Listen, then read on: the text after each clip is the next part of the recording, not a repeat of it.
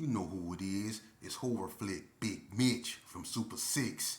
And I'm kicking in doors with 030s. And we Vegas sons, and I'm bringing one-on-ones. It's the Chronicles. You already know what it is with it. Hubba Dub from the Dub on Swole. And I don't mess with scrubs. Nah, I'm just playing. Welcome to another Vegas Chronicles, man, with your mans, Big Mitch from 106. Hey, I believe when I left off last time, I was talking about gangster Crips and who was the first gangster Crips. And I want to dwell a little bit into that, a little bit more. Um, a lot of people, just to straighten things out a little bit, a lot of people think, and it's true that when Donna came out,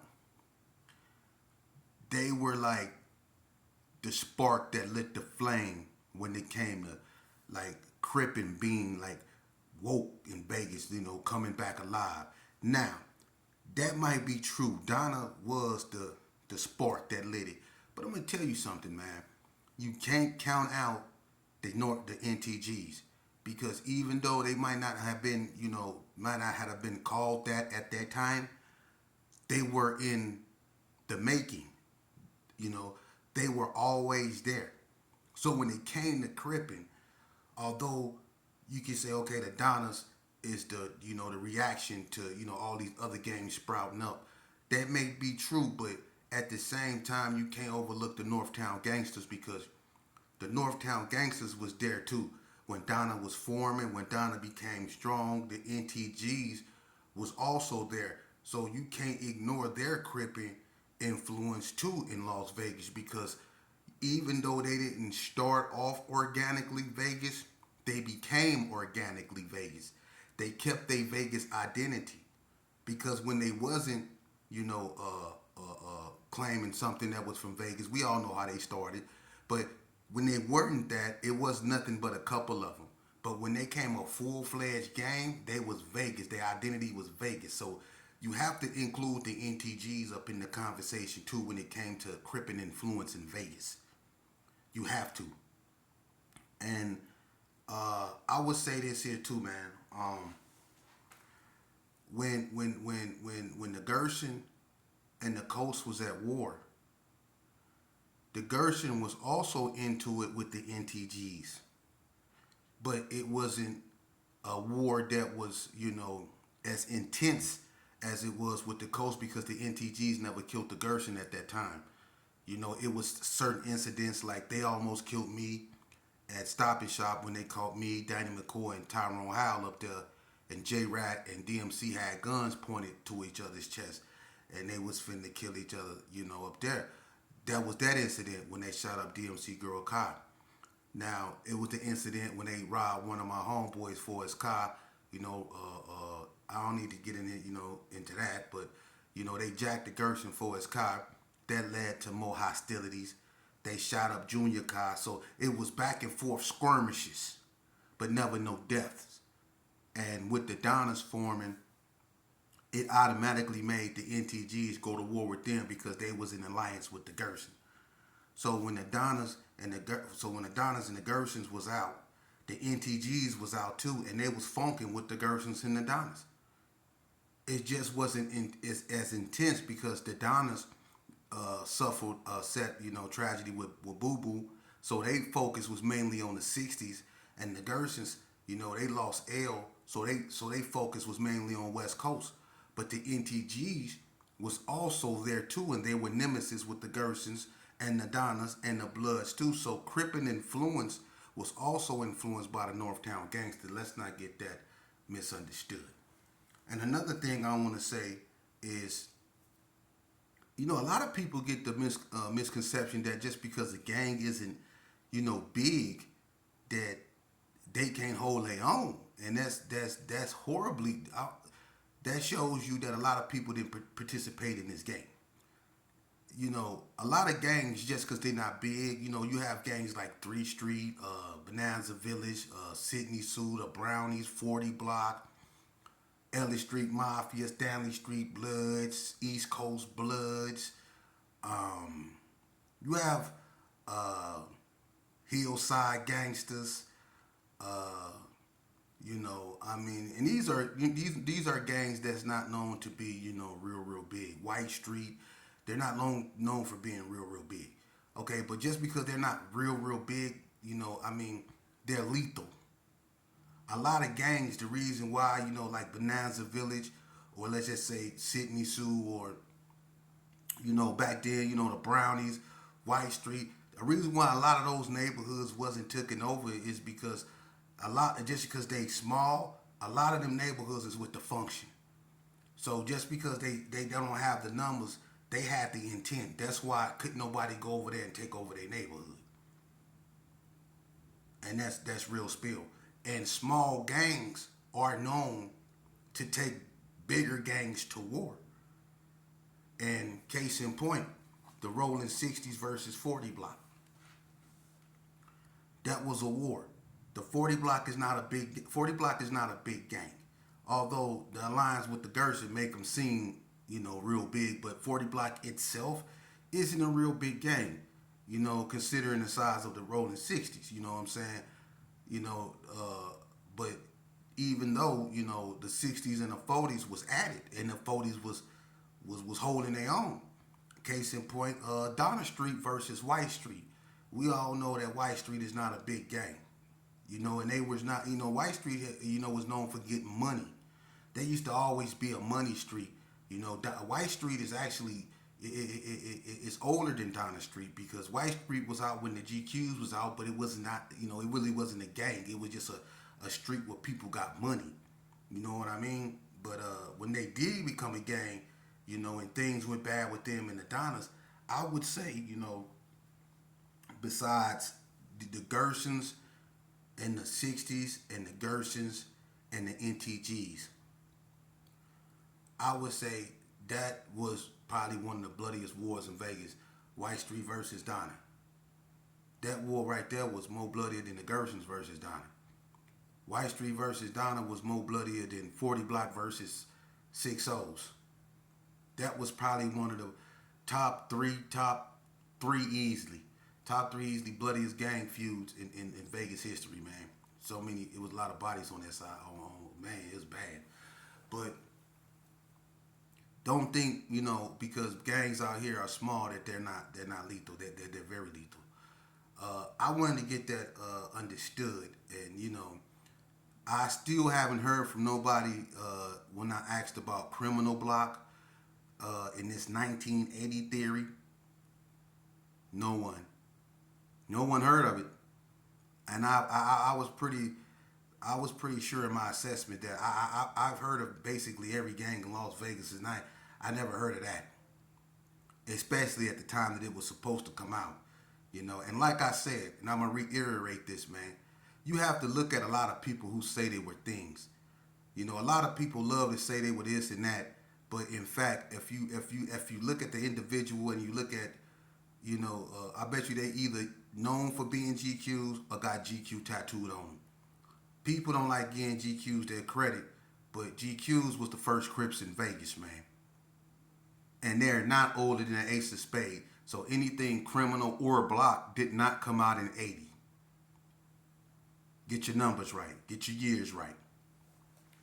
But moving along, I remember when I was talking to y'all last time, I was talking about how we love, as a people. Now, I'm not finna get to preaching, but I also said that we need to start focusing on realism and what's really affecting our communities. And one of the things that really affects our communities that we overlook is the trauma and the destruction that we do to one another. And I wanna show you something. Vegas Chronicles. I don't know if I ever told y'all this, but this is a true story. One day, it was me, Lil Bread, and King Roger D. We was in a little Carry Arms, and we was hanging outside Lil Bread them house. Melissa stayed upstairs, and Melissa stayed next door, I think, to this old lady that had these two daughters. This old drunk lady, I forget her name, but she had these two daughters that was known for fighting. But we was out there chilling, and we had this big old oak stick with black masking tape around it, real thick stick. We used to beat people up with it, whack people with it, right? So we was out there. We was bored with nothing to do. So this dude come. He pull up. He was in a black. He was a blue or black photo Cadillac. He pull up, right. Never seen this dude before in our life. You know, he had on a blue like tank top, black do rag. Looked like he was from Alabama somewhere. You know, like he was from the South. Shorts. You know what I mean? We was like, this cat. He had a big paper bag in his hand. So he walk up. He say, "What's up to us?" We don't say nothing. We just staring at him like, "Who the hell is you?" So he said, "Y'all seen bread?" And we was like, "What you mean? Have we seen bread? Who is you?" And he was like, "Yeah, I met him in the county jail, man. Cornbread, my partner." And he was talking about how him and Cornbread became partners in the county jail. And he told Bread when he got out, he was going to come over there and mess with him. Bread told him where he stayed. So, you know, that's why he was over there. And he had, you know, some 40 ounces in the bag. So, Lil Bread was like, "Oh, you know Bread, huh?" He was like, "Yeah." He was like, "You know Lil Bread?" And he was like, "Yeah, I know Lil Bread, you know what I mean? I know Cornbread and Lil Bread." Now, I don't know if he realized what he was saying, or he just, you know, the fact that he knew Bread. I guess he thought he can get away with saying he knew Lil Bread, not knowing that that's Lil Bread right there in your face. It was a bad move. So he started, you know, getting comfortable. He like set the bag down. You know, he went in his pocket, pulled out a cigarette, and he was finna light it. You know, and soon as he lit that cigarette, let's just say this here, whack. You know what I'm saying? That was the first thing, you know, and I'm gonna say what I did. You know, he got beat so bad, but when I got the stick, you know, I beat him. I beat this man. Now notice how we scream racism, and we scream injustice, and we scream that we've been doing wrong by all these other people that's not of our color. But look how I did this man that simply came over there to see a man that he got cool with, another brother. He wasn't bothering nobody, but look what I do. I get the stick. He on his knees, he already bloody as a pope. You know what I mean? We bust 40s over his head. The ones he bought, they was full 40s. We bust them over his head. So look, I get the stick and I get to beating him and beating him and beating him and beating him. I'm a little kid, 15, 14 years old, and I'm beating this man, splattering blood everywhere. And I don't care. I can feel the warmth of the blood in my mouth. I'm beating him and beating him and beat. So y'all talk about racism. What did this man do to me to deserve what I'm doing to him? He didn't do nothing, but I didn't care. I was beating him. And I was beating him till one of the homies took the stick from me, threw it on the roof.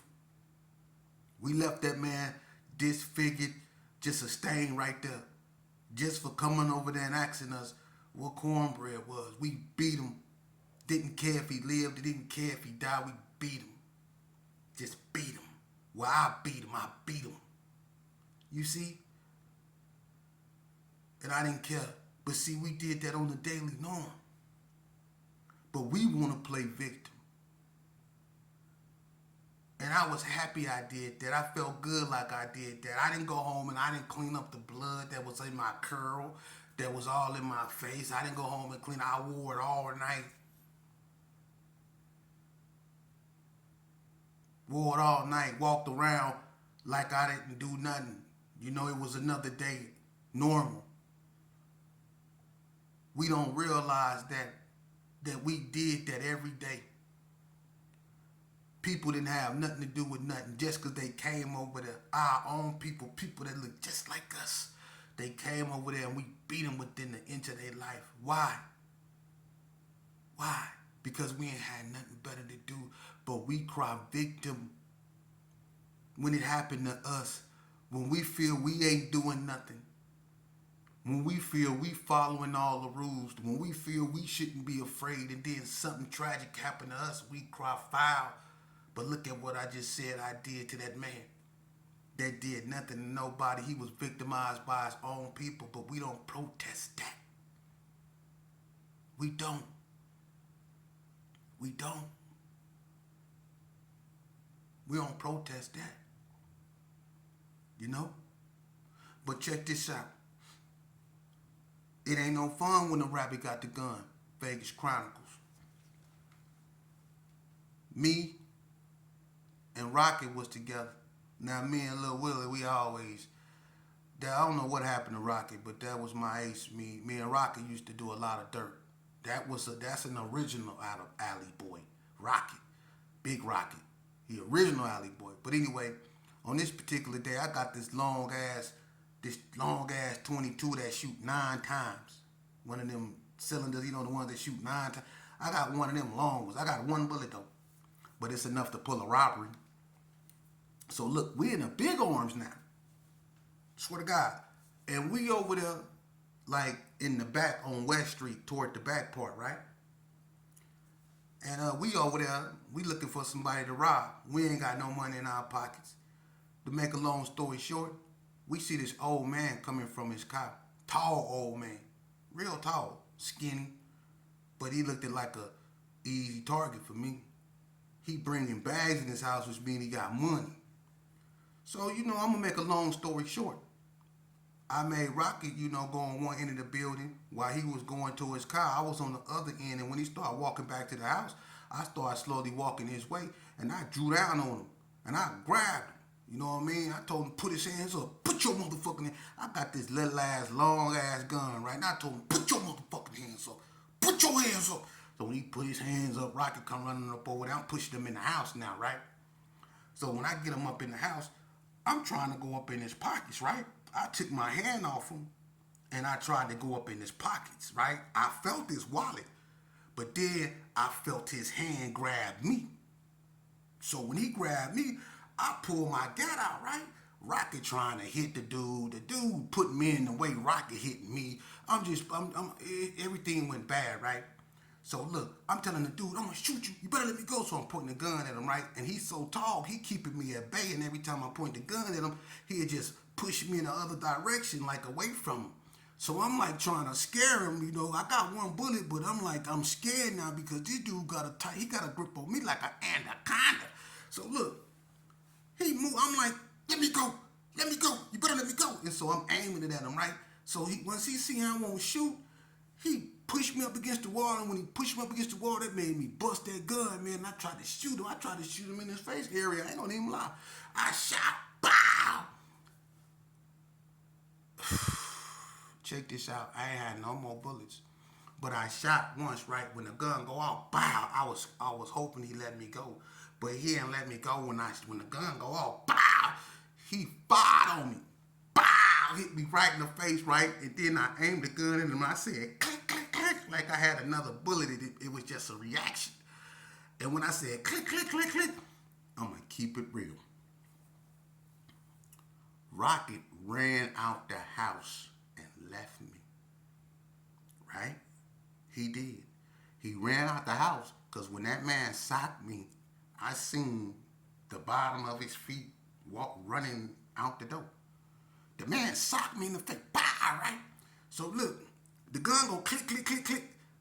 When that gun said click, click, click, click, and he realized there wasn't no more bullets up in there, he hit me with another jab. Bah! Right? So now my nose leaking. I done swung the gun at him, right? He just leaned back again and hit me with another jab. Bah! I told him, I said, I'm 13. He said, mm-hmm. And he hit me in my head. I was like, I'm 13. He was going, mm-hmm. And I guess it was getting good to him because he was hitting me in the same spot. He woke my, look. He hit me so many times he hit me so many times up in that, man, in my face, man. I swear to God. Hey, look, I was trying to swing and hit him with the gun.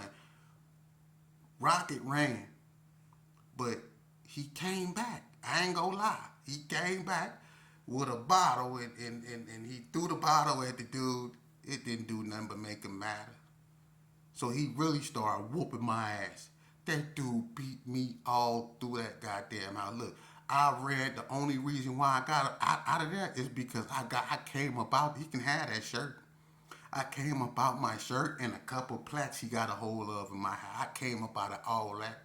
And next thing I know, I was running toward Winslow Park. I didn't even know where I was. I was leaking, running toward Winslow Park.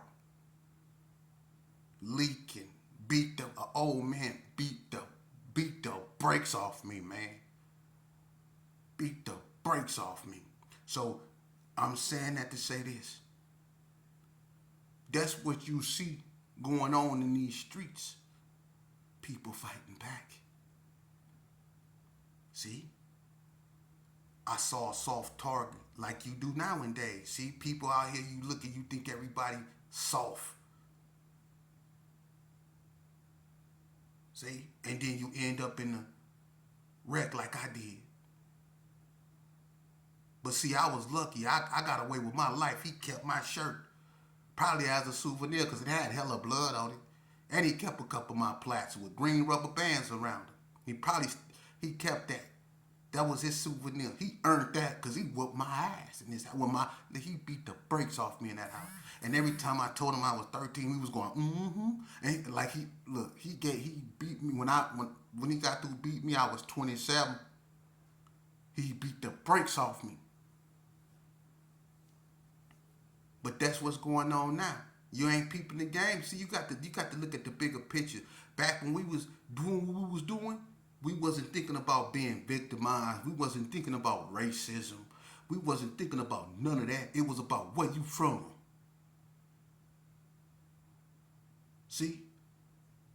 Our own people couldn't walk through our neighborhoods. People couldn't even come over there and see their families.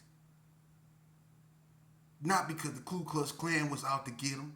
Not because they, burning crosses was awaiting them. It was because people that looked like them was willing to take their life for what? Now we wonder why we being victimized. It's called karma. It's called what goes up comes down. It's called as above, so below.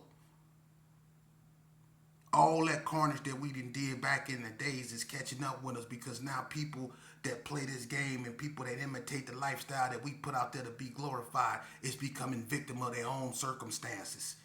See? But we don't look at all the people we victimized. See?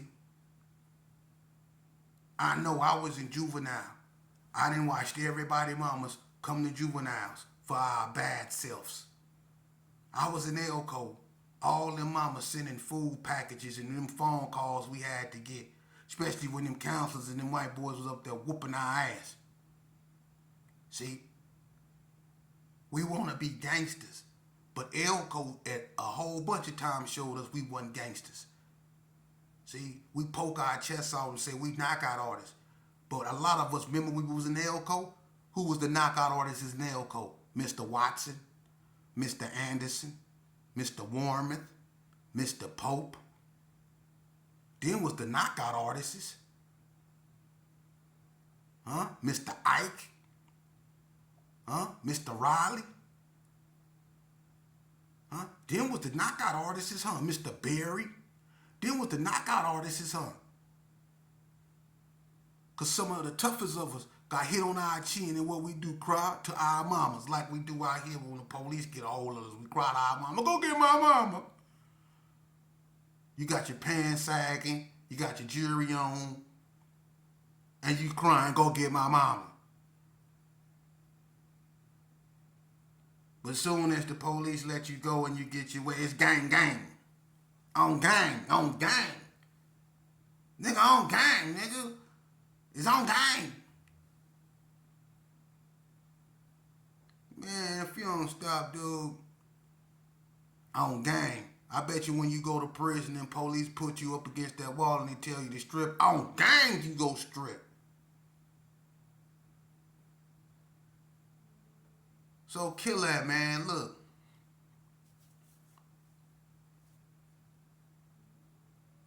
Listen, man. Listen. And I know a lot of y'all don't like hearing this because y'all like playing the game, man. It's a rush, I know.